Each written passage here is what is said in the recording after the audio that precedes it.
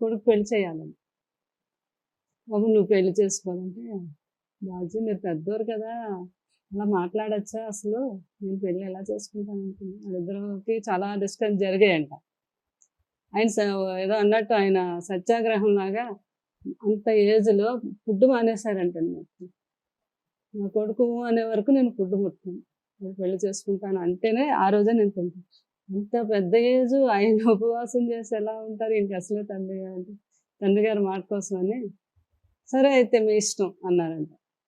అప్పుడు ఎవరు పిల్ల, నా కొడుకుని ఎవరిని బాగా చూసుకునే పిల్ల అని అలాగా మా చుట్టాలు అక్కడ అక్కారు అన్నాను కదా కజిన్ సిస్టర్. అవునండి.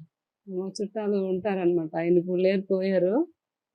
అయినా లేదు, నన్ను చిన్నప్పటి నుంచి చూసేవారు వాళ్ళంతా. అమ్మాయి అయితే మంచి దైవభక్తి, పెద్దలన్నా చిన్నపిల్లలన్నా బాగా ఇష్టం. కృష్ణ థియేటర్ అని ఉండేది వాళ్ళకి సొంతంగా అక్కడ.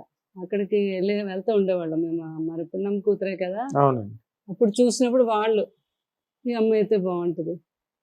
అలాగే మా ఇంకో ఆడపడుచు గారి కూతురు సీత ఉన్నారు అక్కడ, ఆమె వీళ్ళంతా నేను చూశాను, చాలా బాగుంటారు, మా మామయ్యకి అయితే బాగుంటారు అని. అలా నన్ను మా అమ్మగారిని అడగటం జరిగిందండి. అమ్మగారు అప్పటికే ఒక సిస్టర్ మ్యారేజ్ అయిపోయింది, అమ్మగారు నేను అన్నమాట. అంటే అమ్మగారు కొంచెం తల్లి వాళ్ళు ఆలోచిస్తారు కదా, రెండో పెళ్ళి, అదే పిల్లలు అది ఉంటారు, అది ఏవో అలా ఆలోచనలు ఉంటాయి కదా. అమ్మగారు ఆలోచిస్తే నేను ఒప్పుకున్నాను, నాకు ఇష్టం, నేను చేసుకుంటాను కృష్ణరాజు గారు. మీ వైపు నుంచే వచ్చింది? నా వైపు నుంచి.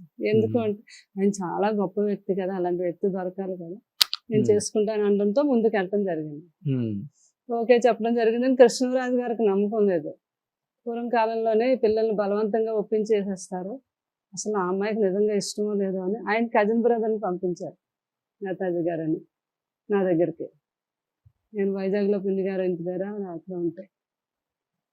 ఆయన సీక్రెట్గా వచ్చి నన్ను అడిగారు అనమాట, కృష్ణరాజు గారు పంపించారు, నిజంగా ఇష్టమేనా? నాకు చాలా ఇష్టం అని చెప్పాను. అన్నాకే అది ఓకే చేశారు. అట్లా జరిగింది మాకు.